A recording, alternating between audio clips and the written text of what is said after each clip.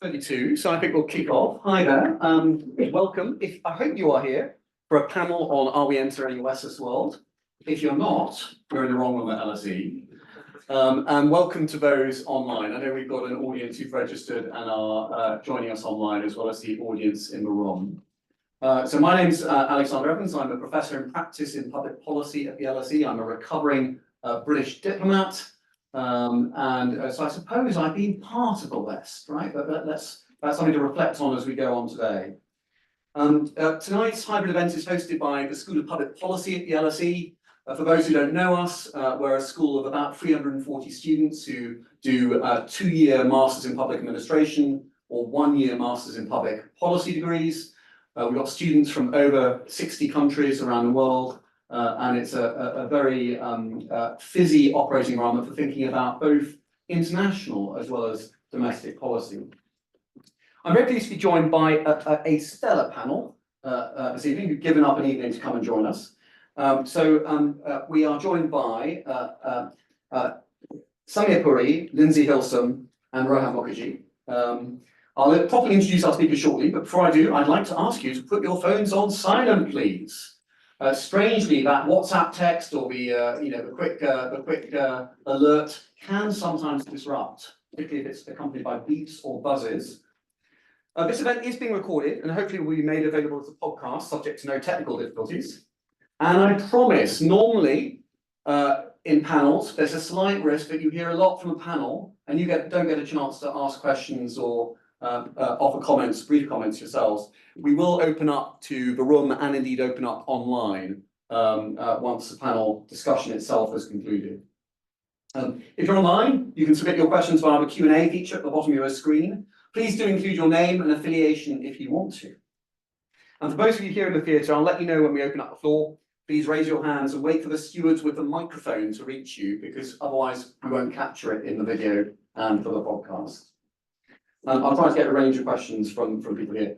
For those ex-users, apparently there are some, other social media platforms are available. The hashtag for today's event is hashtag LSE Public Policy. So how should countries operate in a world of renewed great power competition? Even if the West is not in outright decline, its global influence is changing and in some instances waning. Can we expect this process to hasten in the years to come? As war and volatility once again shape international affairs, our LSE panel will discuss whether the post-Western moment has come, and if so, what it might mean. Now, I'm conscious that today is also an important marker day for many people. It's a year since the attacks in Israel. It's at a time we see continuing conflict in the Middle East, in Palestine, in Lebanon, continuing war in Ukraine, wars that are less covered often in countries like Sudan and elsewhere. So I do think we should obviously acknowledge the fact that we are in a world of competition and conflict at the moment, and that has real world consequences for people affected and for those killed, injured, missing, taken hostage. But that's not the theme we're going to be focused on this evening. So I won't dwell on speaker bios other than to do the thing that is very important to do, which is mysteriously 2 of our speakers have relevant books this evening. What a surprise! What a surprise! So let me first of all introduce Samir Puri, who is over to my right. Samir is an author and academic and former UK civil servant. He's currently an associate fellow at Chatham House. His latest book is called Westless, The Great Global Rebalancing, available from all good bookstores and apparently from online stores as well. Is that right, Samir? I believe so. Excellent, good news. He previously worked in the Foreign Office, including a year seconded to a ceasefire monitoring mission in eastern Ukraine. He's been a lecturer in war studies at King's College London. He's also done a variety of things with the Ministry of Defence think tank and think tanks in Singapore as well, and has widely published. Not your first book. We're also joined by Lindsey Hilsum, who also has a book out at the moment. You've just come hot-trotted right from a range of literary festivals. Absolutely.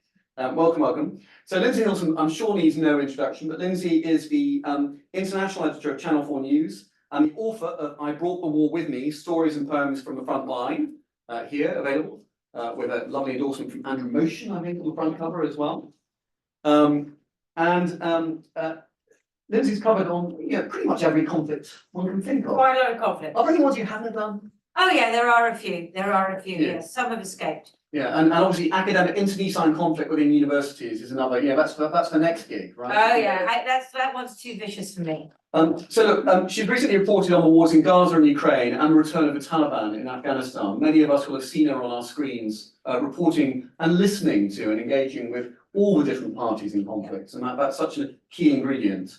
She's covered the major conflicts and refugee movements, including Syria, Iraq, Kosovo and Rwanda, winning several awards. She's a regular contributor to newspapers and literary journals. And her book, In Extremis, the life of war correspondent Mary Colvin, which won the 2019 James Tait Black Prize for biography. And indeed, I remember meeting her at a number of events, and obviously her death was a real tragedy, and again a loss to journalists, which shows the risks that people take in these environments. We're also joined by Rohan Mukherjee. I think just back from Michigan, right? Is that right to say? Just back from Michigan, where he's been doing archival research. Rohan is assistant professor in the Department of International Relations and deputy director of LSE Ideas, our foreign policy and strategy think tank at LSE. His research focuses on rising powers and how they navigate the power and status hierarchies of international order, particular focus on the Asia Pacific, India, China, the United States, Japan, those countries, some important countries in the mix. But also how smaller states operate as well, and has written widely, including a very good piece in Foreign Affairs, which I commend to people and is worth digesting. Right, enough of the introductions. Let's dive into the actual discussion. And my first question to the panel, perhaps Samir, if I start with you, are we moving into a Westless world? And if so, what is it? Right, well, first of all, Alexander, thank you so much for having me for the great introductions, and to LSE for hosting this event. So I wrote the book, it's called Westlessness, and the key is the second syllable is less.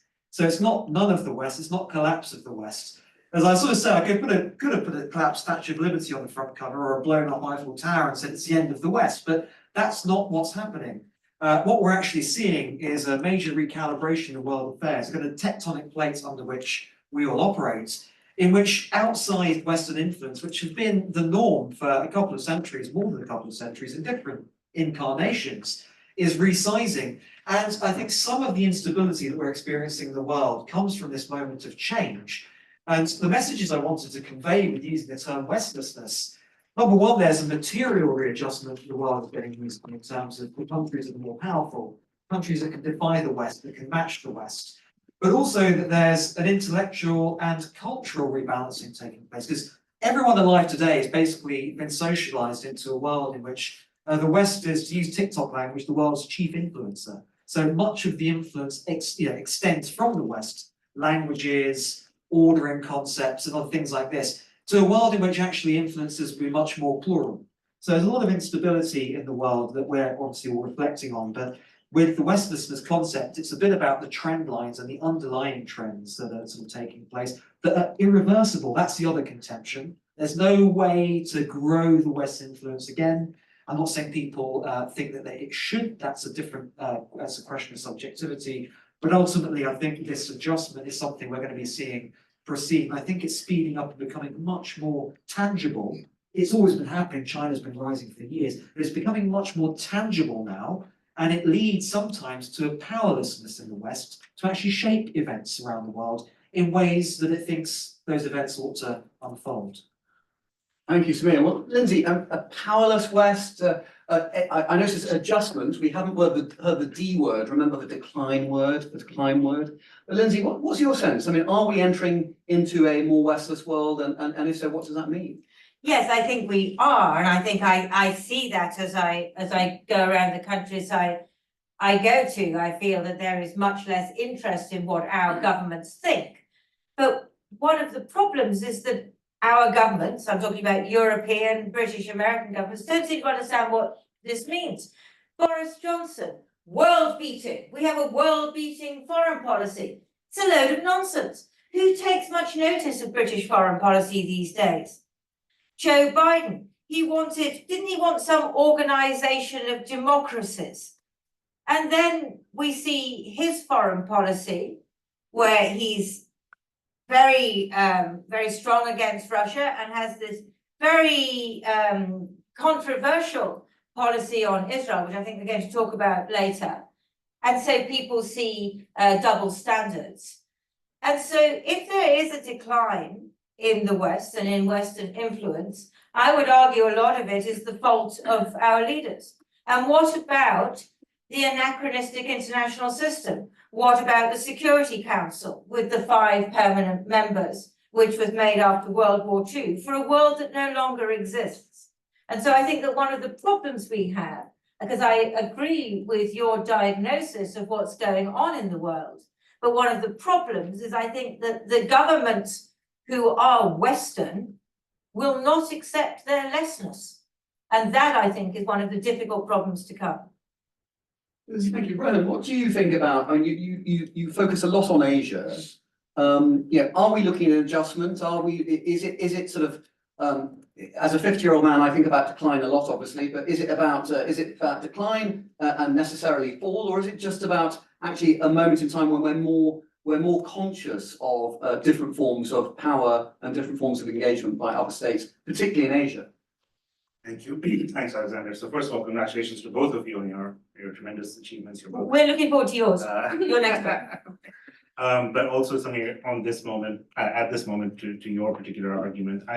I'm very sympathetic to Samir's take on this. I think perhaps that's why he invited me to be here, which is that it's actually not the kind of typical hand-wringing book about the decline and demise of Western civilization. It's actually a very sober assessment of this idea that there's less of the West, as you say, right? The less is particularly, it's a nice formulation because it's provocative when you see the book, but when you read it, you realize that you're actually talking about something very different. And I think Lindsey brought this up very well, which is the need to adjust to others, right? I think that's very important. It's interesting that there was a survey in Foreign Affairs last year, which on whether the world is multipolar, bipolar, or unipolar. It's kind of stuff that only IR, international relations, seminars talk about. But Foreign Affairs decided to do a survey, and the results were surprising. There was a huge spread. There was no agreement on what the world looks like, right? Even though if you look at military spending, the US actually far outspends the next 10 countries. It spends more than the next 10 countries on its military budget. But economically, things are shifting. But I would argue what that represented was a decline of Western legitimacy, authority, the decline of an idea, right? That the West is somehow better at doing things than the rest are. And I think you touch on this in your book. It's something that's long been known in the non-West, but I think now those who've known it have resources to do something about that. And I think that's causing some amount of consternation among Western governments about the changing nature of international order. Thank you, Ran. Now obviously, one of the dangers of doing any LSE panel is you might have questions that are prepared, and then you have the surprise follow-up, which I'm about to offer now. Because one of the challenges, presumably, is what is the West, right? We bandy about this term a lot. It's quite a nebulous term. For people back in the day, remember Edward Said wrote Orientalism, thinking about how the West conceptualizes and thinks about others.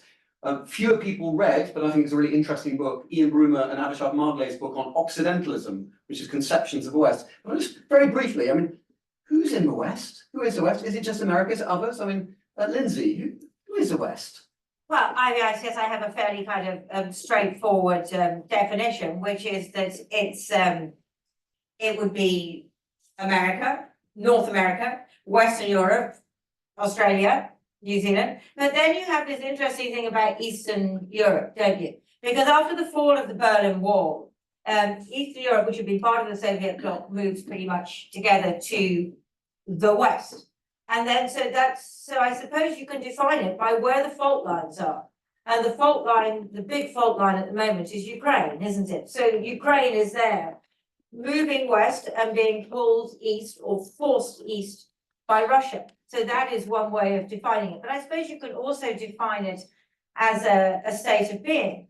And increasingly, people in the another term which you can challenge, which is global south, obviously, would define it as people who defend neocolonialism. I think that's what a lot of people and governments in the global south would define it as. Thank you, Lindsey. Roman, I mean, India is sometimes mentioned in this debate. I mean, is India part of the West or not? I mean, has the West gone global? Is there a global West now that's beyond, as it were, the countries that, Lindsey, you rightly say, have often constituted that core sense of what the West originally was? No, I don't think India is part of the West. I don't think India thinks of itself as part of the West. Actually, the most borderline case I think is Turkey, right, which is kind of facing both Asia and the West in some sense. So there are sort of these, Samir also talks about Russia in the book as a country that, at times wants to be European and at other times thinks of itself as an Asian or Eurasian power. So I think that there are some demarcations. I do agree that no term will satisfy everyone. I think that the West holds together, as a construct, a social, cultural construct, I think, as Samir talks about. It's also a geopolitical entity, right? The US and it's broadly its allies. I would actually say Japan is in the Western club, even though it's not a Western country. So I guess it also depends on how you're talking about, if you're talking about geopolitics, culture, or something else. So we're already seeing the adjustment of inviting others in, right? So Samir, I mean, you spend a lot of time, you were living in Singapore, you've traveled a lot around Asia. What's your sense of that changing? Is there an adjustment, as it were, to who we might conceive of being in that Western grouping? Yeah, it's a really good question, and I agree with Lindsey and Rohan, and I think that the West has evolved as a concept, clearly. Old Christendom with the Western Europeans, that's the origin. Then the settler colonialism, that's where North America, Australasia, everything else comes into it. And then I think we mentioned Japan, and there's something called the non-geographic West, or even the non-cultural West. It's more of a geeky IR term, but it does then convey the West as a geopolitical entity. But the really interesting thing about the concept of the West is until fairly recently it was quite racially defined. I mean, recently as in 80 years ago, 70 years ago, to be Western was to be of European heritage, no matter whether you were in Australia or North America. But it's incumbent on the West to widen the tent. And this interesting point about India is that even if India will never join the West needs to be appealing enough and open enough to attract others to its camp, because it knows that the trend lines are not really on its side in the way they were before, to be the arbiter of world affairs. But one very last sort of reflection on the West is Samuel Huntington in Clash of Civilizations very famously excluded South America. So he said, I get it that there are many citizens who have got European heritages, there's Spanish, Portuguese, there's Catholicism, these are all imported from the West during settler colonialism. But the geopolitics have distinguished South America. So I think when we now think of the West, we are principally thinking of geopolitics, then we're thinking about culture, and now we're thinking a lot less about race, which is quite interesting. But that's quite new in terms of conceptions of the West. Thank you, Samir. Look, I just want to move on to this question about if as some might say, there were debates about whether there was too much America in the world in the Cold War. Is there now a debate about too little America in the world we're in now? And perhaps, Lindsey, if I turn to you, I mean, would more of a visible, activist, and perhaps consistent West today help mitigate, solve, or prevent the crises we see in the Middle East, in Ukraine, but also elsewhere, places that don't get that much attention? Look, the key word there was consistent, because what I hear in my travels and is about double standards. So you see, and let's take Joe Biden. I mean, he's supposed to be the leader of the West, isn't he? The free world. And position on Russia, that this was an aggression against Ukraine and gets all, a lot of military aid in order to try and help Ukraine push back. But for many people in the global south, obviously, the double standard is Israel, because going on about terrible atrocities committed by Russia, which are absolutely true, they are committing terrible atrocities, I've seen them. What is Israel doing? Israel has killed 41,000 people in Gaza, many of whom are women and children, and yet we hear very little about that. So that double standard is tremendously corrosive to any kind of Western influence, I think. And I think that certainly in America, I think there's a complete failure to understand that and to see how important that is. It's not just about votes in the UN, which is what people used to talk about. It's a much bigger thing than that. It's about large parts of the world finding Western ideas unpersuasive because they are inconsistent and because they are contradictory. And also because, the International Criminal Court, America doesn't sign up to that. South Africa takes Israel to the International Court of Justice. This is the fundamental court, the world court. And America is not in favor of that, thinks that's a bad thing. And I was there in The Hague, and South Africans were there on the streets of The Hague cheering because they felt they had something to be proud of their country now. Because their country, which has been so diminished economically and so on in the last few years, suddenly they were there standing for something, standing for international justice, and they got no support from the West. So that, I think, is a real problem. And just to finish, but then on the other hand, Sudan. I've been to Sudan this year and I've been to Chad.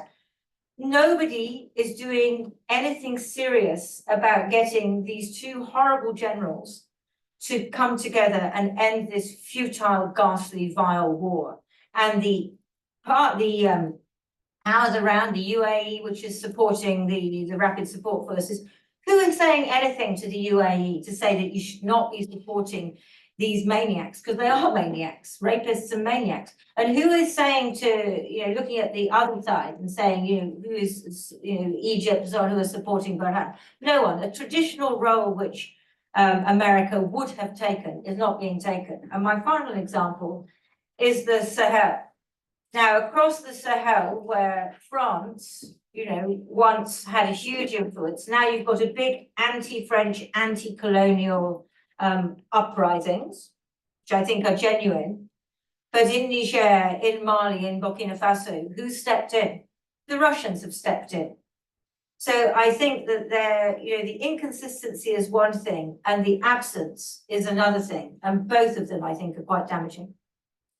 Thank you, Lindsay. Samir, I mean, if you look around, do you think that more West would be a good thing? If you like, you talked about the importance of an adjustment to the West and for the West to be more thoughtful about being attractive to others. But is there also something here about an active West or an activist West that is important here? Yeah, and by way of answering that, I want to pick up on a couple of the examples that Lindsay gave, because Ukraine's very close to my heart because I worked there for a year during the first invasion. And but I happened to be living in Singapore in Asia when the big invasion happened in 2022. So I was much more exposed to the varied responses of Asians than I was of the moral clarity in the UK, certainly, but also in the West. And that contrast was one of the launch pads for the book, actually. And the other point is about South Africa, really important point, because when have you ever seen South Africa decisively shape the global moral debate on an issue of geopolitical consequence for the world, certainly for Europe? That's not the world I grew up in. South Africa was actually the receiving end of criticism around apartheid, and that's a very different history. But that's illustrative of the world that we're entering. And I think with every passing crisis, and God forbid there are so many crises that come, these aren't the last that we'll see. That's sadly what we are, what's befalls us as humans. There will be more actors from the rest of the world having a decisive say.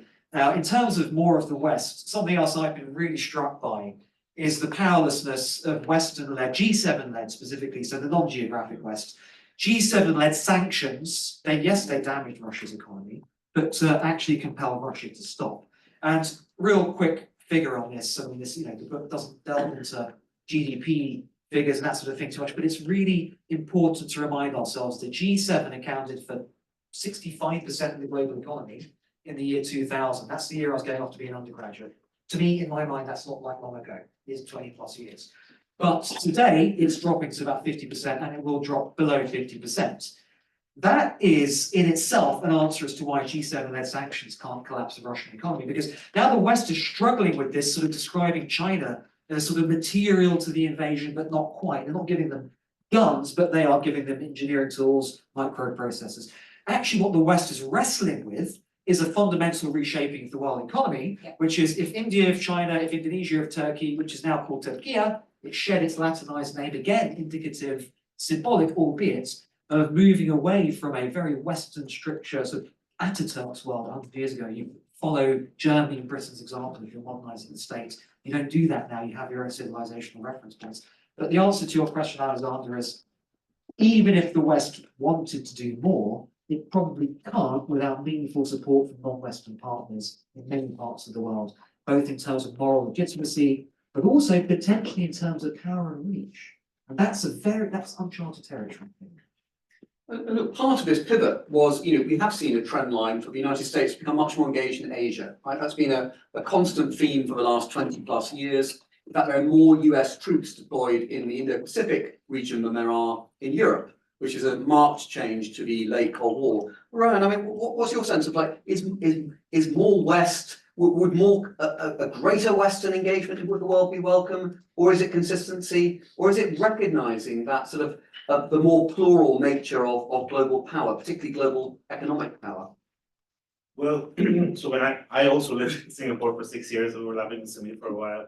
And in sort of these semi-official track discussions with a lot of Southeast Asian officials, the moment the Americans, the Brits, and the French would leave the room, the conversation would be very different, right? And so if more West means more troops on the ground, more battleships are passing through the Malacca Strait, more instability from the perspective of regional countries, that's not desirable. But more West in terms of the West being true to the principles that it claims to uphold, I think that would be welcome, right? And this is not a new thing. If you go back to the 70s, the G77's proposals for the new international economic order were precisely that. It was to say, hey, you espouse these liberal principles, why don't you live up to them and recognize the global inequality that your capitalist model is creating? But instead, what we had was the suppression of that discourse into domestic. The World Bank played a huge role in this to say that inequality is a domestic issue, not an international issue. It's not a question of international distribution, right? And so we had there's always been this sort of this charge of why don't you live up to your principles? You do it at home, although increasingly not even that, but you don't do it when you engage with the non-West, right? I will also though say that there is no shortage of hypocrisy in the world. I don't think that non-Western countries are not hypocritical. I mean, India, China, and others are deeply hypocritical, right? The question is who can be hypocritical with impunity? Who gets away with it? And I think the great power status of the US and French and British, I think, has allowed them to get away with it for a very long time. I think that ability is declining. But I think it's also because the West claims a moral high ground. Yes. And in China, maybe you can find hypocrisy in China, I'm sure you can, but they're not claiming the same moral high ground. And that, I think, is what rankles. I think the greatest strength and the greatest weakness of this global, whatever you want to call it, liberal American model is precisely that there's a global projection of those values, right? And you claim to stand for certain things. Most of the countries don't claim to stand for anything, right? They're just looking out for national interests because they're free riding on what the US and the West has done for the international order. But so I would say the charge equally on those countries to step up and offer a vision of what they would do as great powers, right? I don't think this is just a Western issue. Well, look, this is a good way to start. Obviously we do the past as well as the present and the future at LSE. This is a great segue to the 1970s. Don't worry, we won't be staying there long. And one of the things music was good. So the music was great. But one thing I was going to touch on was that there was an East German joke in the 1970s in the GDR that said, why do we hate the Soviet Union? Because they invaded us, right? Sorry, it's because they liberated us, right? Why do we hate the United States? Because they didn't liberate us, right? So there is that slight challenge at times that that consistency point, Lindsey, that you're making is important, right? In that sense of there are expectations of states adopting a moral position about the international order. But I do want to go to the past, because when we look at international history, the temptation is to see the world through Cold War shaped glasses, in particular pre-89, right? We see the world in this sort of duality between the Soviet Union and the United States. Whereas actually the role of international historians, not just at LSE, but LSE has been a central part of that, has often illuminated the fact that a lot of states in the so-called global south, but states in Africa, in Latin America, in the Middle East, in Asia, had relations with each other. They had their own national positions. They're engaging in diplomatically with each other and in the UN and in multilateral fora. So how much was the world more westful during the Cold War, or is it actually the challenge that we just didn't see the non-westfulness? We were too wistful about being westful, so we weren't thinking about the fact that actually, if you were sitting in Vientiane or in Delhi or in Buenos Aires, actually you were states with views and states did make choices. Samir, any thoughts on that? Well, you were restful because it was westful. I shall add another bad pun onto the end of it, because actually if you're in the West, it was potentially quite a self-indulgent set of circumstances. There's a quote I put in the book, it's from Henry Kissinger at some point in the 70s, and he says quite literally, nothing of worth ever came from the south. He's actually taken to task by a Chilean minister, and his response is nothing of worth came from the south. And just because he happened to have died around the time I was finishing the manuscript last year, sort of I was thinking about the world that he was socialized into, which of course a lot of international relations scholarship and foreign policy discussions from the Cold War. That's that sort of world. And he's a German emigre from one part of the West into the US. He's thinking about a rival ideology, Marxism, which also originated from Europe, albeit having global ramifications. So there's still something about all roads leading somehow to the West, even at the height of the Cold War, even if your Ho Chi Minhs of this world have adopted Marxism as their revolutionary rhetoric and their ideology, their reference point. There's still something, I think, very reassuring about this, because it's not an alien concept. Maybe it's being used by people you consider to be operating in an alien realm, but the concept is a European origin concept, therefore it does refer back to the West, where I think we're headed to now, because of course there's always been diversity in the world, there's always been other nations, other peoples. It really is this point about, well, can you ignore them if they don't really have very much money, they don't have very powerful structures among themselves? This is where something like BRICS comes into it. But then you have something like BRICS, you have something like the rise of China, you have India's economic prospects. Rohan and I know further down the line, living next to Indonesia, there's a very interesting discussion in Singapore and that part of the world about Indonesia's future prospects, which are actually quite bullish in their own way, and not just from Indonesians actually. So there's a whole nother set of characters and voices that will come into play. And it forces you to actually incorporate them into your thinking rather than to refract them through Western reference points. That's a big difference, I think, in terms of the materiality and psychology of the world to come. But presumably it's also because those ideologies which came from the West, we're talking about a period in the Cold War which is not so long after colonialism, after French, British, Portuguese, and so on colonialism. So a lot of those leaders studied at this institution, right? And studied, Marxist ideas and so on here. And then some of them, of course, went to Patrice Lumumba University in Moscow and so on. But so you've got two things happening at the same time, haven't you? It's that post-colonial ideology. And now we're in the post-colonial ideology. And that, I think, is changing, because I think it sort of went down, the sort of anger about colonialism, and now it's sort of come right up again.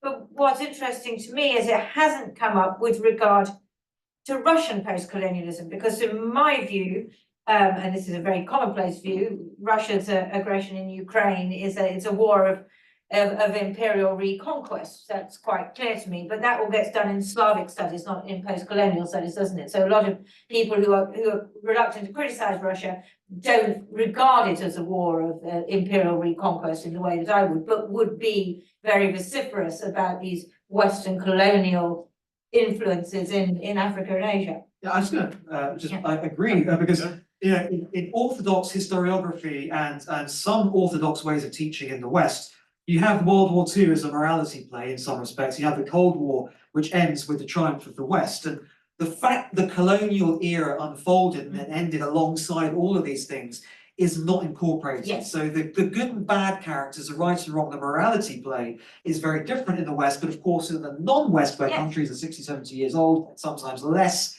everyone remembers the decolonization era, they remember the suddenness of the end of colonial empire, they have a nostalgia for it, but they have a revulsion towards it. And the complex interplay of emotions is very specific to different places. Just with regards to, and your other point was about colonialism in Russia, which is really important. I agree totally. And the one thing, so David Lammy now is saying some really powerful things about, someone of my background could never have had this job until very recently. My ancestors and people who look like me were slaves, but my country has moved beyond the colonial mentalities, has made that effort. Russia, however, is way back there. That's a really powerful point. The one hint of caution I have is that maritime colonial empire and disengagement is very different from disengagement from an empire through adjacency. That's a technical, everyone knows, of course, Russia conquered adjacent territories. They built St. Petersburg to build a maritime empire. It never worked, didn't quite have the maritime reach. So I think the one caution I have is that the actual disengagement from empire and the stepping away from the imperial mindset, it's not like France and Algeria, it's not like Britain and India, where you have seas and oceans to retreat over. You still have to live cheek and jowl with your foreign colonial. That is horrifically complex. As somebody with Welsh antecedents, there was this principality called Wales once upon a time. It was an independent state. As I occasionally remind people about, thinking about why sovereignty is quite important. That's not a political point, just to be clear. Rohan, I just wonder, any reflections here about, to what extent did we undersee? Because a bit of it, the way our biases in the past do frame our present. To what extent did we undersee that presence of non-Western actors during the Cold War period, and particularly in the 1990s, the early 2000s, when it was still, it seemed more like a unipolar moment? Well, actually, that was the time when it was much harder to see the other actors because the US was so predominant and running sort of roughshod all over the UN Security Council and doing all kinds of other things. Joseph Stiglett's book about the Roaring '90s covers this, the globalization's discontents, which you mentioned in your book as well. The Cold War is a more interesting period, I think, because China, the Soviet Union, they have P5 status from 1971. China has it, the Soviet Union has it from the beginning. So these were countries that operated largely within an architecture built by the P3, right, which was the victors of the Western victors of the Second World War, and it was ultimately within those constraints that these countries had to achieve their interests.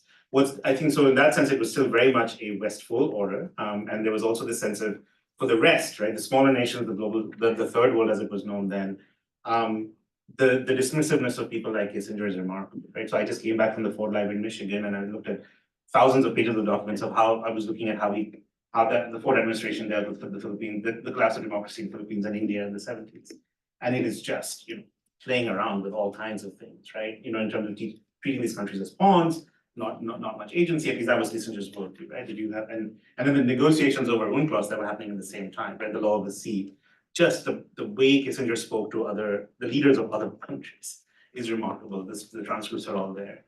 That's very different today. I think the things that the West now has to do to build coalitions to actually address global problems is much more, right? The cost that the West has to pay to get its way is much more, and that's because there are now other actors that are able to sort of make it costly for the West to achieve its own interests. And that is just bargaining, that's coalition bargaining, right? And that's what's happening today. That's what I think is different.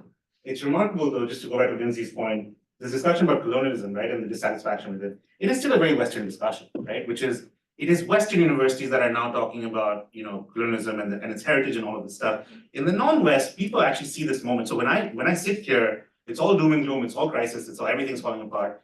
You sit in Singapore, you sit in New Delhi, you sit in other parts of the global south, it's opportunity, right? Everyone's like, forget colonialism, like that's a thing of the past, let's make money. Let's do the most we can to kind of pull in resources from China, from India, from Russia, from everyone to get ahead, right? That's not my experience in Africa. I'm not from Africa, I study, obviously. But I've been, Asia, when I was in Niger last year, and I've been in Mali and so on, and this big anti-French movement was washing through, and I talked to a lot of, quite a few people at the time I was there. It was a very powerful so the other thing feeling there. Yeah, I agree. The other thing I was going to say though is that there is a sort of tactical deployment of decolonial language now among a lot of authoritarian governments in the global south. That's also true. That they know the language because they have been given it by Western scholarship, right? And so now it's possible for India to say things about decolonization and yet pursue other policies that look very colonial under that garb, right? It's so that that is happening a lot. Populist right-wing governments all over the world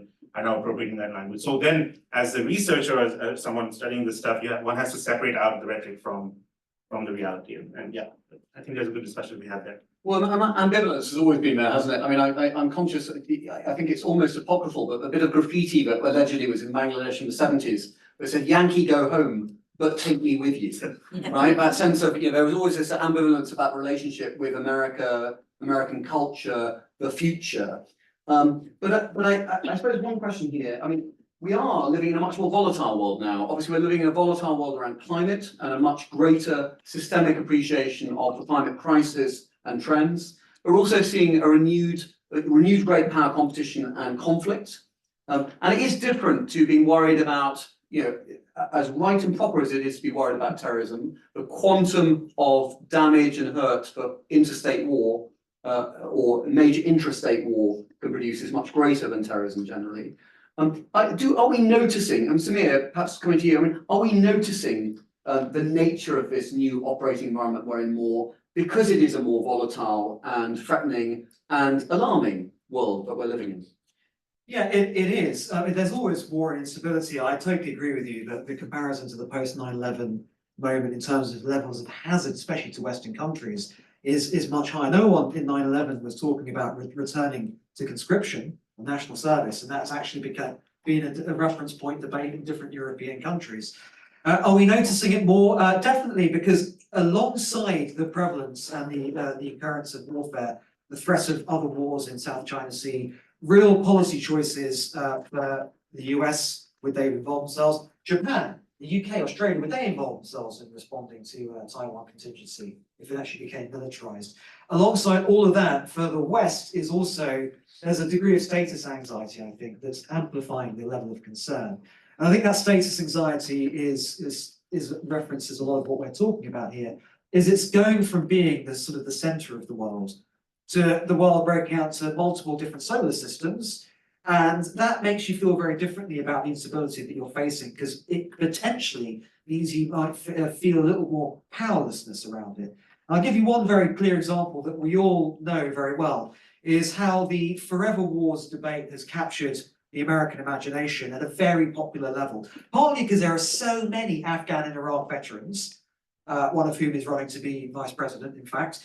Many of them are still quite young in their 40s, obviously, so they were all scarred by the sense of a big military investment that's defined their youth, that didn't really yield much of a result. But there's also a pushback on the left as well as on the right. So Quincy Institute is, that think tank set up by co-set up by a general who lost his son in, I think, Iraq. And of course, the MAGA movement, they're all saying this is ridiculous. So in terms of involvement, and even proxy involvement through the Ukraine conflict, through money, is being framed in the forever war concept. So I also think, as well as all the war that's happening, the instability for the West, there's probably also a growing sense of powerlessness, that you're actually being a bystander watching what's happening. And last sort of observation on this, when I was sort of tracing sort of the rise of the Westfall world, as I call it, and then the onset of Westlessness, and I think we're at the early on stages of Westlessness. I think the situation will mature and develop much further in the coming decades.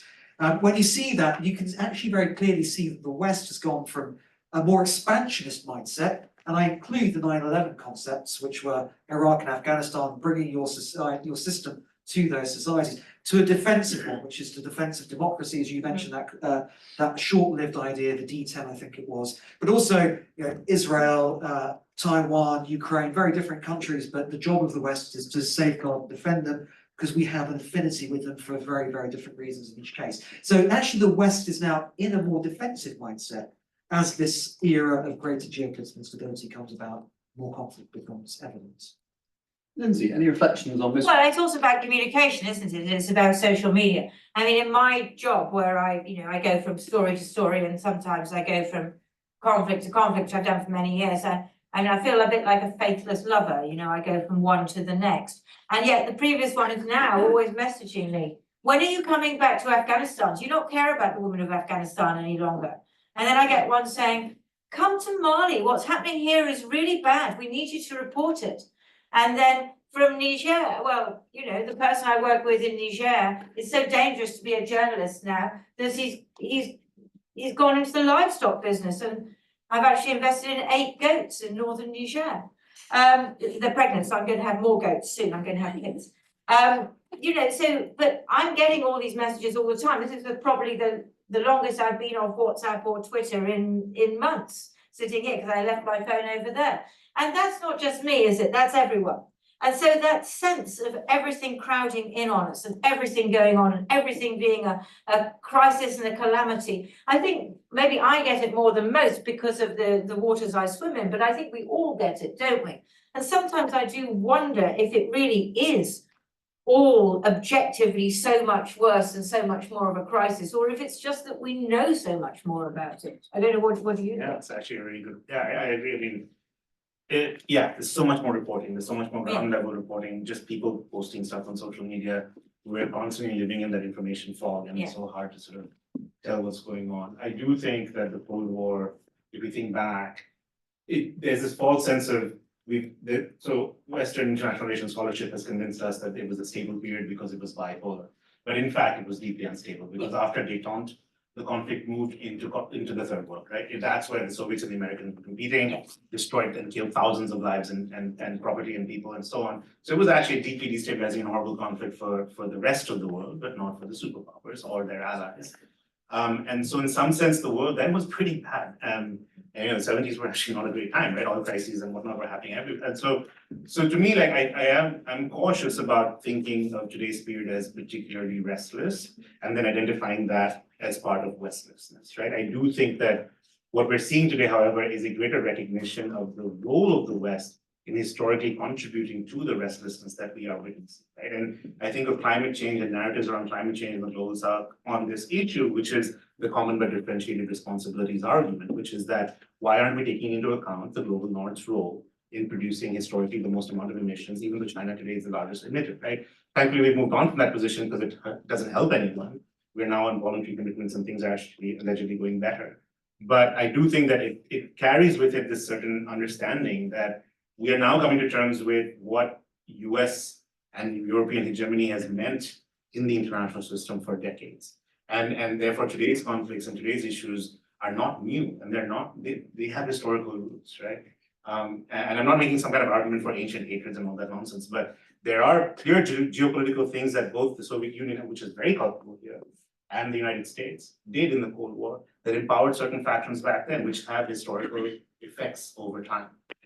And that's what I think. Yeah, can I pick up, because I think you're completely right, because what was I doing in the 80s? Well, I was covering the wars in Central America. Well, those were proxy wars between the Soviets and the Americans. And then I was in Africa, so I was covering the war in Ethiopia and in Somalia and then in Mozambique. And these wars were exactly what you're talking about. These are the nasty proxy wars where lots of people got killed, and they were entirely because of the Cold War. And many of those wars did end.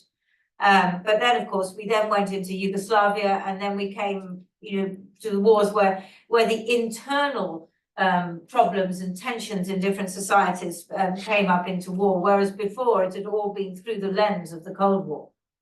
Lindsey, particularly quite a bit of an interesting challenge around agency, right? Because the temptation, there was a pretty awful book published in, I think, about 1980 by Claire Sterling, a journalist, I think, on terrorism in Europe, which said all terrorism derived from Dzerzhinsky Square. It was basically the long reach of the communists were responsible. If a traffic light went off in Islington, it was definitely the KGB. And a bit of that was the temptation to over-attribute to the Cold War frame things that happened locally, whether it was November 17th in Greece or Irish Republican terrorism, whatever it might be. But to what degree was there kind of joint agency? I'm recognizing the huge layer of the Cold War, but to what extent was there also, Jonas Savimbi chose to be Jonas Savimbi without necessarily, it wasn't just about being an American. I mean, Jonas Savimbi, represented a particular ethnic group and rose against what was, largely people of Portuguese descent who held power. And then the Americans decided to wally in and give an ideological tinge to this war, which was otherwise a war, of internal tension, which was racial, maybe more than ideological. So yeah, all of these things get mixed up, definitely. Well, thank you all. One reflection for me. I spent part of my year living in northern Michigan, which is great for trees and paddleboarding and cross-country skiing if you're into that in the winter. But I'm struck by the fact that on a bipartisan basis in the US, talking to Democrats in Brooklyn or in Washington, DC, talking to Democrats and Republicans in Michigan, there seems to be less political appetite in the US to pay for the rest of the world in terms of security provision, and much less appetite to send US military, who often come from not the East Coast or West Coast, but from places in between, to risk their lives. The risk capital appetite seems to have fallen somewhat. But can I do want to open it up to you. Can I just say about Michigan? And last time I was in Michigan, I was interviewing militiamen who were very sympathetic and were very close to the militiamen who had tried to kidnap and possibly kill the governor, Gretchen Whitmer. Because that is the other thing we haven't talked about, which is the potential for violence and war within Western societies, and particularly in America. And we're seeing this at the moment. I'm sure you are reading the same things as me, which is the danger of violence if there's a contested election. And one of the places where, if there is violence over a contested election, is Michigan, because those militia there are extremely well armed and extremely angry. And again, if we're talking about, the influence of the West, if the leading democracy crumbles, if the leading democracy is damaged by violence and by one of the candidates refusing the basic tenet of democracy, there has to be a loser. Someone has to lose. And if someone won't accept losing, what is the West? So, final question, and I do want to open up. Final question is look, predicting the future is a bit of a mug's game, isn't it? I remember that, we were all learning Japanese in the late 70s, we were all learning Mandarin, and now we're all trying to learn advanced computer coding and work out how to get a job with Midjourney or OpenAI. So, to what extent can we be confident that the trend, this moment in time, Samir, that you're describing, how much is this guaranteed to take us in one direction? Or actually, tech is an interesting example, given the concentration of compute in the United States, given the concentration of AI major firms in the United States, could we actually see a surprising reversal in economic and tech power? Yeah, so in no way is my book trying to tell you what the future will be, because we don't know the events that will blindside us, we don't know the characters will come out of nowhere, the tech developments, how they'll affect our lives. But it is about the overall orientation of the world into a much more multipolar, much more pluralistic place. And that, I think, is assured. Just one point on prediction. One of my inspirations is actually from well outside the IR canon. There was a book from 1982 called Megatrends by an American called John Naisbitt. Did really well at the time. I'd actually never heard of it, but it came up in my reading about futurology, which was the first thing you turn to. And it did a really good job in 1982 of describing the trends that were evident in their infancy that were likely to become much more prevalent. And things he sort of pointed to was, Americans becoming less dependent on authority figures like educators or the government and becoming a self-help society, move to a service economy. All things that you can see in their infancy, but you may have been called a lunatic for saying they'd be very prevalent. So that's really my sort of guiding point with this book, is things that we can see now that will become more, not less, and they'll reshape the world, somewhat at the expense of the West. But specifically to your point on tech-enabled advantage, which of course the West has a bit of a lead in some respects. It's cemented its key part. By the way, Heathrow, when you come in, you'll notice the passports that can use the e-gates now also include South Korean, I believe, Singaporean and Japanese, alongside the Western ones, EU, US, UK. So, and that's a trivial point about ease of access for citizens. There's all sorts of bilateral reasons as to why you get that privilege, but it's an interesting indicator, certainly from the UK perspective, where some of the investment in key relationships has gone in, and of course those are tech leaders. They have been tech leaders for some time. So there's every hope that the West will actually have a lot of very globally appealing tech. On the other hand, as someone who taught for just 3 years at King's, and you guys are, my main mark student essays, we all have a particular relationship with plagiarism. And I think when it comes to IP theft, one thing that's very, very clear is notions of plagiarism around the tech IP are very, very different depending on where you look around the world. Of course, in China, there's a very different interpretation. Kai-Fu Lee wrote a book called AI Superpowers. He said that in China, sometimes historically copying was seen as a tribute to the inventor. So there's, I think, all sorts of other things about massification, upscaling the products, even if they don't originate in the outside of the West, that they actually are produced in such quantity outside of the West that the West's ability to keep its advantage because it's the innovator doesn't actually hold. So that is my point of pessimism over the point you raised, I think. And so one model is tech renewal, another model is fast followers and the disruption from that. Ryan, any thoughts on that sense of how much could we see some of these trend lines disrupted and a different version and vision of the future emerge? Yeah, I mean, what you said about the book from the 80s, it's been said since the 1830s. Like Tocqueville said that about America, right? That there would be a sort of flattening, no one cares about authority, and everyone sort of just looks inward, and this will lead to this atomization of American society. Everything's going to fall apart. I mean, basically, people have been predicting the decline of the United States to the extent that the US stands in for the West. I should clarify that for a very long time, right? And I think declinism and triumphalism or exceptionalism are two sides of the same coin for the US at least. I think Europe has a much more sober assessment of its place in the world. But you can't be number one without constantly worrying about not being number one. And I think in the US, primacy is a drug. It is an ideology, and I think that's being pursued quite extensively around the world at this point. That is all to say that, yes, I think there can be revitalization driven by this kind of thinking. And the US still has tremendous advantages in its society, its openness. It is one of the most open societies despite all the problems. In fact, some of its problems, too much openness.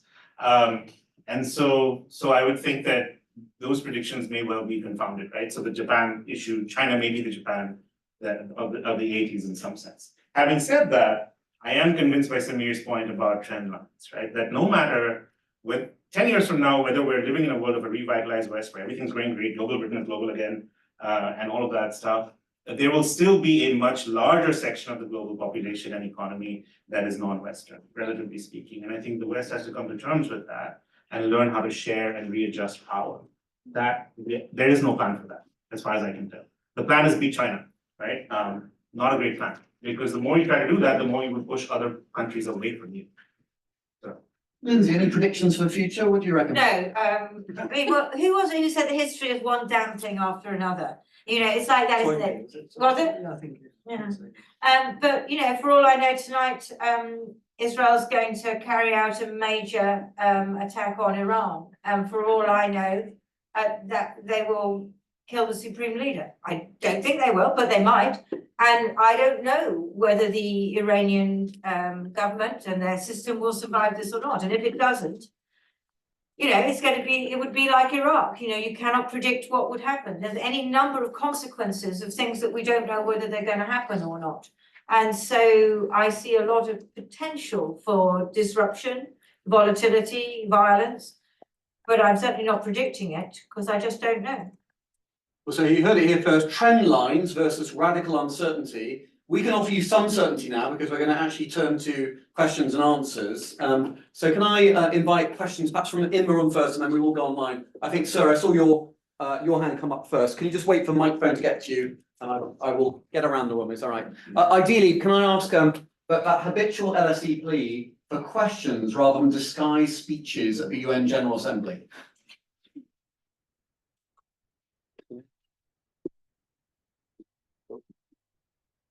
They won't. Lucky we have multipolar microphones here, right? Hello, my name is Raul. I'm first year MPA student at LSE. My question is that the West has always been seen as the cradle of democracy, and for so long they have been dominant power in the world. But right now there is this power called BRICS, which I think that was one of the starting points of the starting of phenomena of Westlessness, and includes a lot of big countries like China, Russia, and India. So how do you assess the likes of BRICS and their ambition of taking their fate into their own hands? And do you think it as all negative phenomena, or do you think that there are also positive sides of it? And also, as a second part of my question, I wanted to ask that, you know that Turkey is being considered as, at least from NATO point of view, as a Western ally. And Turkey has applied to be part of BRICS Union.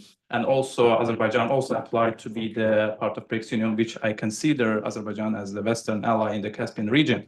So what do you think about that? US State Department made an announcement that we discussed with Turkey, and we are okay with that. Are they really okay with that, or do they really have a plan? Thank you. So we got the original Goldman Sachs marketing tool of the BRICS. How load bearing is that? And any reflections on this question about Turkey and Azerbaijan and BRICS as well? Samir. I'll kick off. Yeah, great question. So with Turkey, I suspect the State Department can't do anything about it. And they're going to threaten expulsion from NATO. That would be quite a serious option, because in addition, Turkey is also exploring Shanghai Cooperation Organization membership as well. So I mean, that's all evidence of what's happening here. Multi-alignment becoming a reality. On BRICS in particular, I don't think the BRICS gets enough attention in the Western press. I think it's dismissed because it's not a formal organization with a secretariat, president. It's not like NATO, the EU. Jim O'Neill was indeed the Goldman Sachs banker who's credited with coming up with the acronyms. And there's an origin within sort of a Western mind but it's caught on. And I would just say this, in about 2 weeks, the next BRICS summit takes place in Kazan in Russia. For all the West has said that Putin is isolated, he's likely to preside over quite a big global gathering. BRICS, as you know, expanded in January this year. Saudi Arabia is kind of half joined with Ethiopia, Iran, UAE, the others have joined. The fact that Iran is potentially about to face this and potentially has this BRICS, is the BRICS any kind of insurance card we're about to see? I doubt it will be. So that will then prove the degree of powerlessness to the BRICS.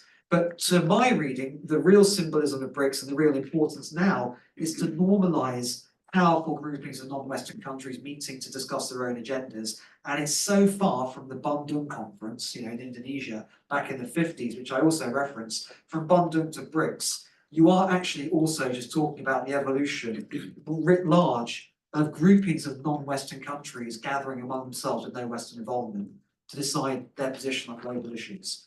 And from Bandung, powerless, very symbolic, to BRICS, gathering around the world's second largest economy, bringing India on board, hugely important. It may expand further. Malaysia and Thailand, back near Singapore, both want to join, and there are others that want to join as well.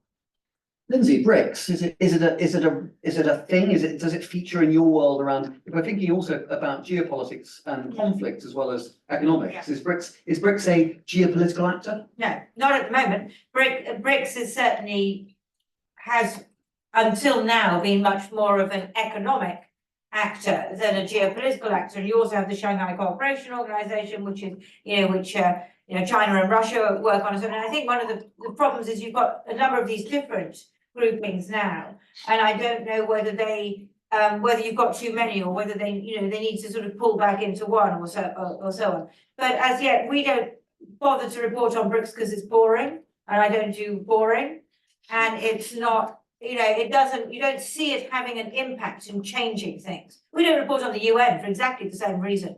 We only report on things that make a difference. And on the whole, these organisations don't make a difference. That doesn't mean that they won't in the future, but I don't see it happening at the moment. Quick aside, if I may, I need a work stream on regulatory diplomacy at the LSE, another subject that is often seen as rather boring.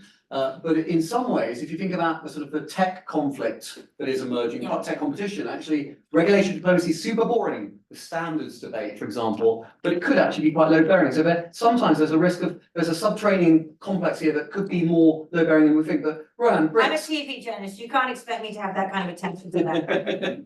And to be fair, the Betamax versus VHS debate never really attracted panorama specials. I'm actually happy to take more questions. Yeah, right, let's open it up in the room. Sir, you were next. Yeah.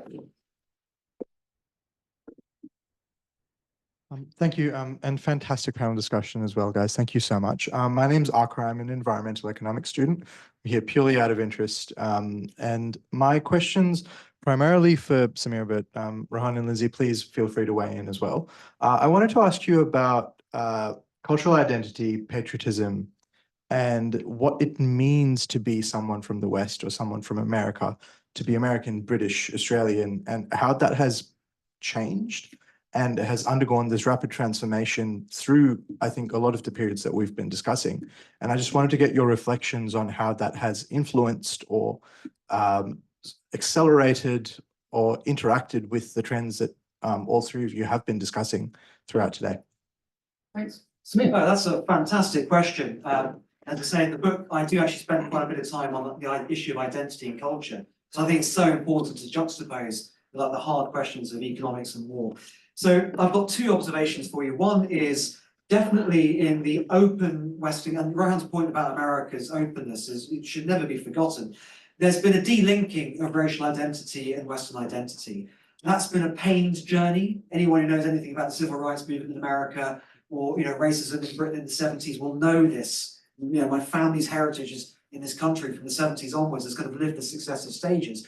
But we've actually been quite successful in many respects. It's not just about Rishi Sunak or Barack Obama, but they are quite important figures for showing how you can get to a better future from a very contested past, with empire being one of the main reasons to why you have multi-ethnic populations.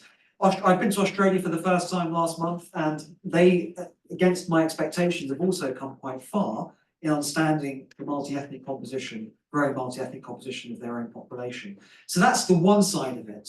The other side, and there's a Westlessness to that because there's a, frankly, diversification of the gene pool, to be in a very, very blunt sense, as to what it means to be British or French or anything else like that. The other side to it is the westernization of non-Western people. I'll just reflect on that in just a quick 30 seconds, which is, I think westernizing your identity to some extent was actually tickets to education, to wealth, whether it's languages. I don't see that remaining in stasis over the course of the sort of 20-year period I'm thinking about in the book. I think there'll be different aspirational identities and westernization, even partial westernization of your identity, which has been a very prevalent phenomenon for quite some time in the world, especially for the globally mobile elites. And there's nothing wrong with that, by the way. I'm not making a judgment on that. I just don't think it will be static. And that, I think, is going to be one of the socio-cultural aspects that we'll see rapidly evolve. And it's not just about listening to K-pop instead of Taylor Swift. I think there's something more profound in terms of rooting your sense of identity in many places and being proud of that, and that leading to wealth and prestige. Because previously it generally had to go towards the West to get to wealth and prestige. Okay, let's keep going. And obviously, Netflix shows are widely expanding as well. Let's go to gentleman at the back, and then I'll come down to you. Perfect. Thanks. It seems to me that the United Nations over the past few months, year or so, has become more and more kind of futile and impotent. And I just wonder whether that matters and whether there might be something else that will happen. Maybe not one body, but several. Anybody want to get on? A sense of the United Nations feeling impotent. I mean, we haven't really seen the UN Secretary General front and centre on all these issues, right? In fact, we do. He is there. He says something, but we don't bother to report it because it doesn't make any difference what he says, I'm afraid. Maybe, yeah.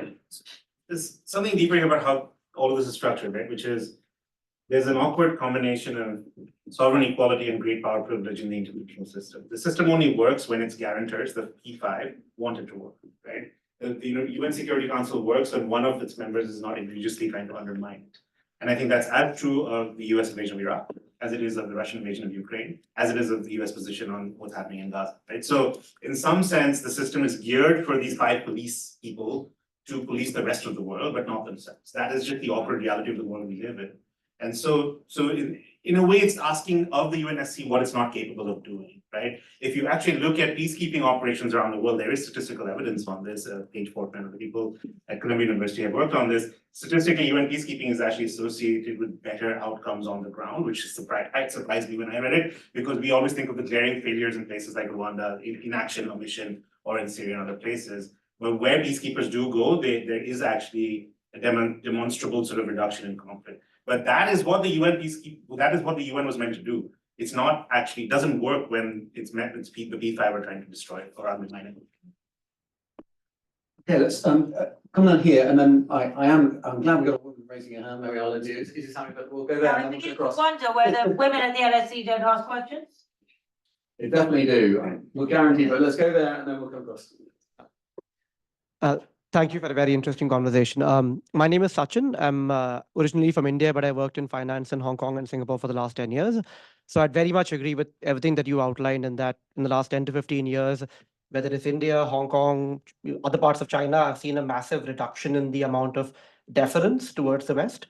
That being said, in the last, let's say, 2-3 years, in Hong Kong, and I would say in China more generally, I've seen a reduction in their own triumphalism as well, particularly as their own economic growth has sort of stalled.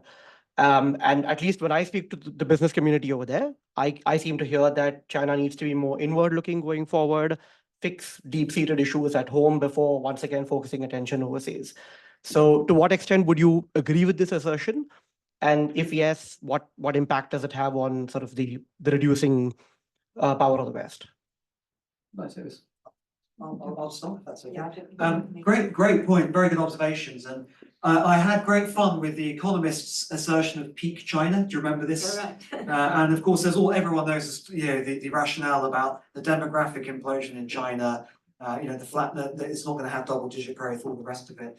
I mean, my counterpoint was, well, fair enough, that may well be true, but if China shrinks from 1.4 to 1.2 billion people, that's not really a change in order of magnitude. My counterpoint is it's not only about China, and I'm sort of cheeky in the book. I have a chapter called Peak West, Because Alexander's very important point about tech-enabled advancement notwithstanding, is that is a possibility. It's quite hard to see after colonial empire, after American-led globalization, a third chapter in which the West is actually expansionist in its influence. I don't mean forcefully or coercively, but just it expands itself. And this is Rohan's point, in the future likely is to look like it comprises a very hefty share of non-Western economics and population. So I don't disagree with you. I just don't think China's lower growth prospects change the overall picture, which is there'll be other non-Western countries that will start to comprise of considerable parts of the global economy. India being one of the most important that's coming up. And people are very bullish on India, as you know, certainly in Asia, but also around the world in terms of India's prospects. India could potentially, actually become as big an important part of the world economy as China is today, but it may be in different sectors in different ways. Okay. Hello, I'm a second-year student in the MPA Data Science for Public Policy. My question was about the huge increase in spending, military spending in Japan over the last year and the commitment for even greater military spending. Should this be perceived as a move towards greater Westlessness because it can be seen as a reaction to American isolationism? Or can it actually be perceived as the opposite, in that Japan is trying to lean into Western relationships and maybe try and become more involved with things like NATO, like they did in 2005 with the first rise of Shinzo Abe? Thank you. Yeah, I've actually worked a bunch in Japan. That's a great question. I think it's both those things, right? I think at one level, there's a certain this deep worry in the Japanese political class about what another Trump presidency might mean for Japanese grand strategy, right? I think Abe was one of the first world leaders to show up and sort of shake hands with Trump when he was first elected. They made a concerted effort because Trump attacked Japan's trade policies a lot.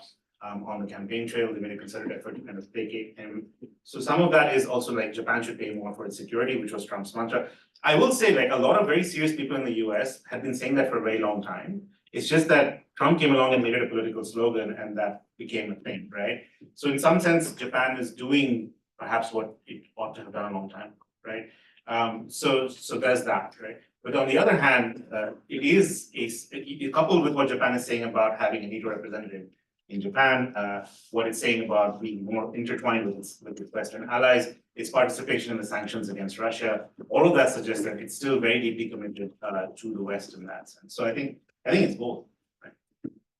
And just very well, Lindsey, do you want to talk to me? Yeah. Really quickly, with Japan, I mean, they're horrified about the change of their strategic situation, increased military cooperation between Russia and China. The thing about Russia and Japan, it's only until I lived in Asia that I really realized the Asian-facing implications of Russia's assertiveness, the Kuril Island dispute, north of Japan, or northern part of Japan.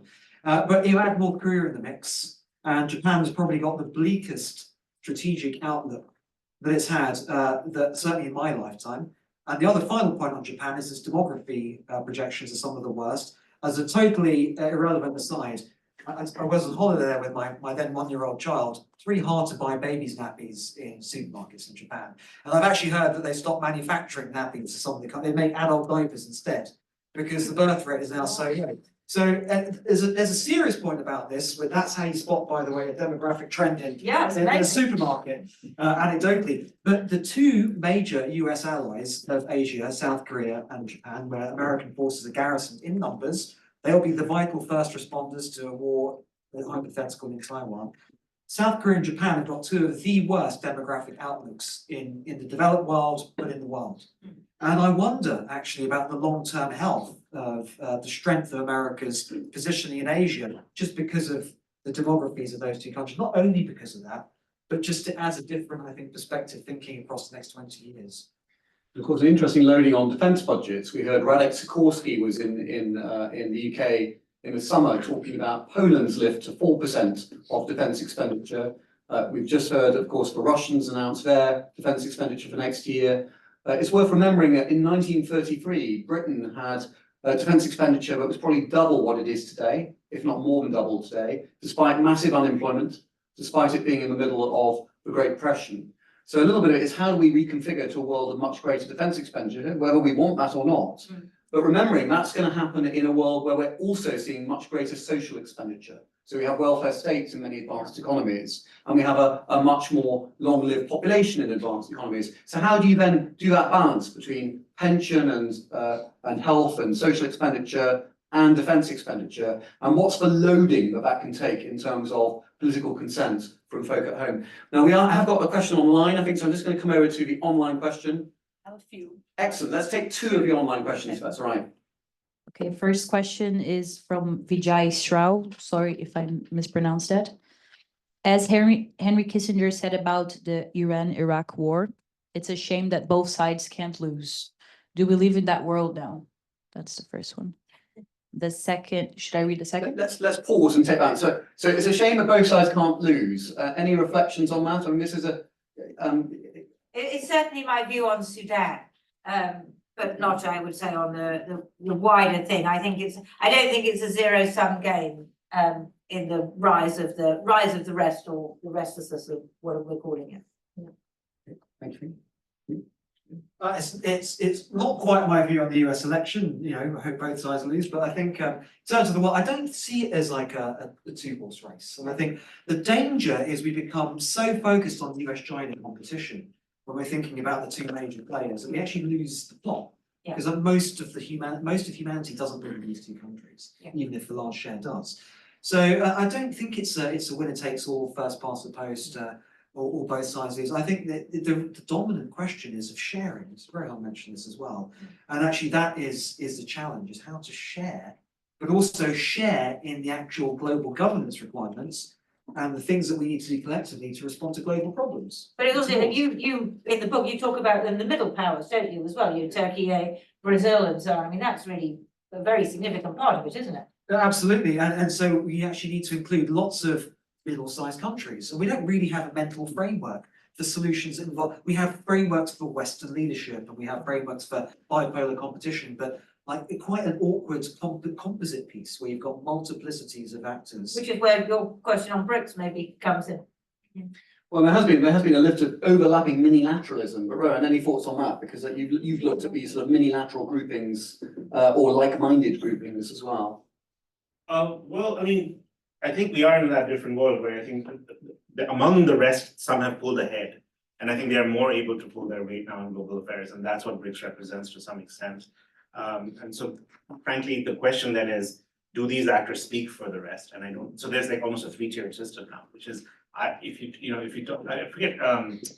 There was an article, I think by Comfort Europe, the director of ICG in Foreign Affairs, says, who speaks for the global south, right?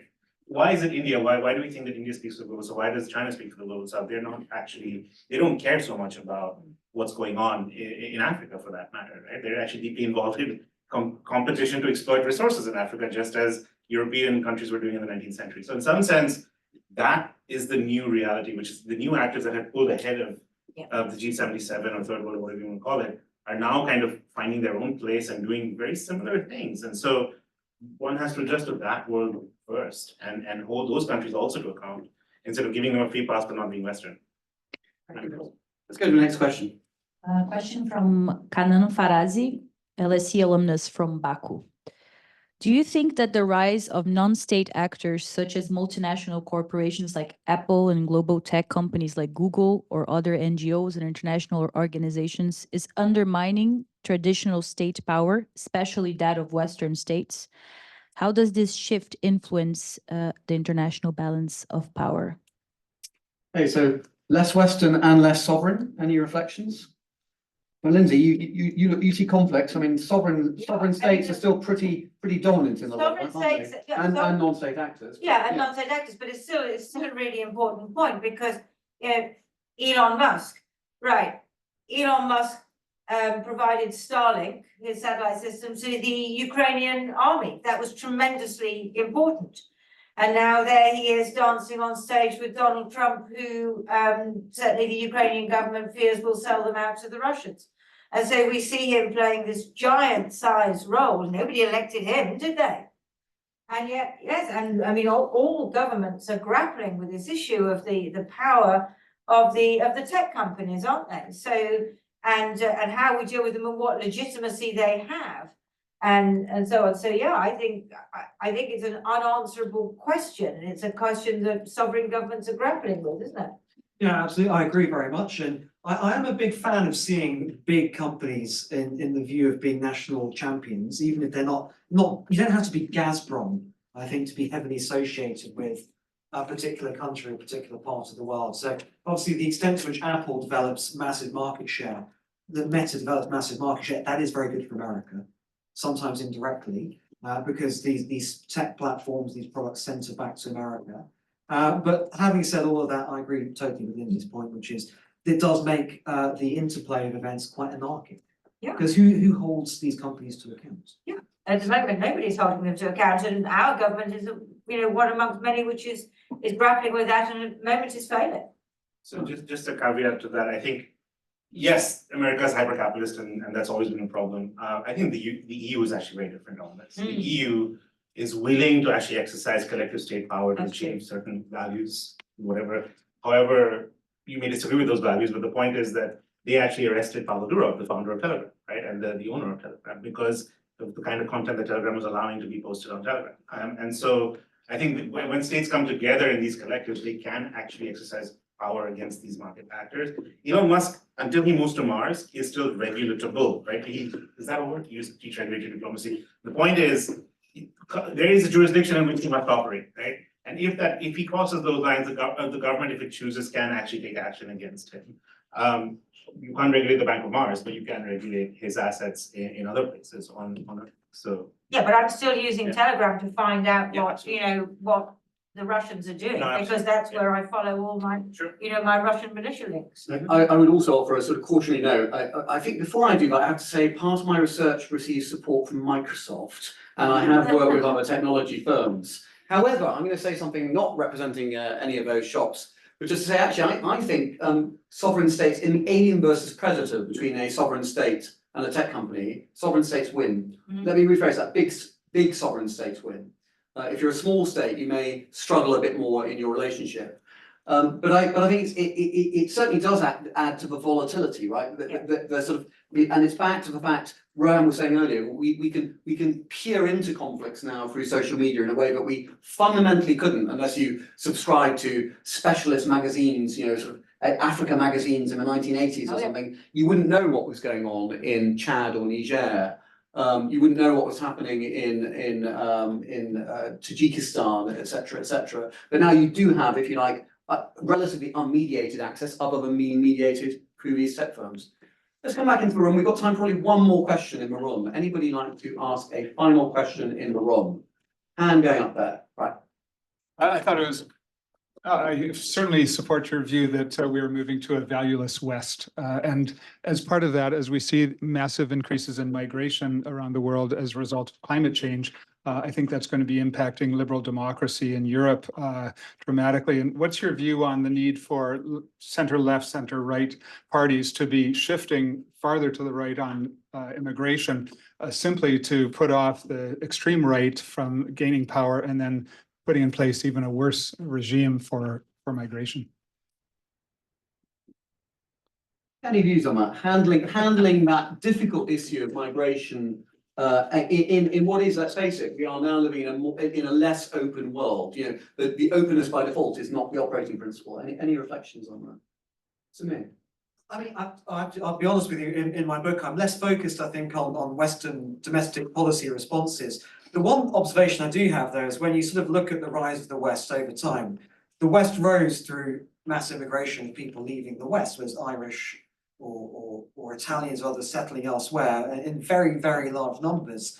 And just a very broad brush historical way, that there's something of a reversal of that in terms of where there are large population explosions and the direction of travel in which people are headed. And I don't think historically contextualizing it gives you a policy response, but I do think it's very helpful, because I don't think we really remember the fact that migrations sometimes come in eras, and we're in a very particular era of migration. So it's not a direct answer to your question, it's the thought I do have with regards to that. I would also add that the vast majority of global migration is south-south migration. It's actually not south-north migration. And so this is actually a minor issue when it comes to the global stage. Like, people around the world don't actually, care that much about what right-wing politics do in France or Italy or whatever. They're much more focused on managing the climate migration, the conflict migration, other things that are happening along their own borders, right? And I think for that, we do have some international instruments, but I think they could be a much more robust, because countries are now figuring out, my colleague in the International Relations Department, Stephanie Schwartz, works on this. They figured out how to subvert the international refugee regime as well and send countries back. It's illegal. Refugee is illegal in international law. But countries around the world, especially in the global south, have figured out how to subvert that and find workarounds to send refugees back. So that to me is a big issue. I think the one thing which parties on the left or the centre left are going to have to figure out, which they haven't as yet, is how to deal with this issue of demography and migration. So you have this, populist thing of, blaming the outsider and, stop the boats and all of that. And you have that at the same time as a severe shortage in this country of carers, and in many other, places as we have the demographic change and more old people in the West and more young people who want to move and who can do that. And we see it in the National Health Service. And I would say that one of the big failures of the left and centre left is to find a way to deal with those things and put those things together. And they have not managed to do that. And that is the reason that they are sort of tacking over to the populist right, and it's not an answer to the problem. Look, thank you very much. We are coming, I'm going to try to keep to that discipline of ending on time. I'd like to thank our brilliant panel, Samir Puri, Lindsey Hilsum, Ryan Mukherjee. I'd like to thank you for giving up an hour and a half of your time you will never, ever get back. But I hope you would agree with me that it's been a really interesting discussion. I mean, I'm trying to think about how to sum up. I think it's probably the Facebook relationship status. It's complicated. But there is, I think, a reality here that, as Samir said, there are trends here underway that it's important to take note of. As Lindsey has reminded us, there are real world consequences to great power competition, to conflicts, both the ones that get lots of attention, but also the ones that get precious little attention, the ones that are still trying to WhatsApp to remind you to go back and visit. And as Rona has reminded us, actually a lot of this will be determined in terms of what happens around the additional space of international like-minded, whatever language we find, in Asia, right? And a lot of this will be shaped at least by the future shape of Asian geopolitics. And it's not just a China and United States story. And that's worth remembering. Thank you for joining us. Thank you for joining us online. And have a lovely evening. Thank you.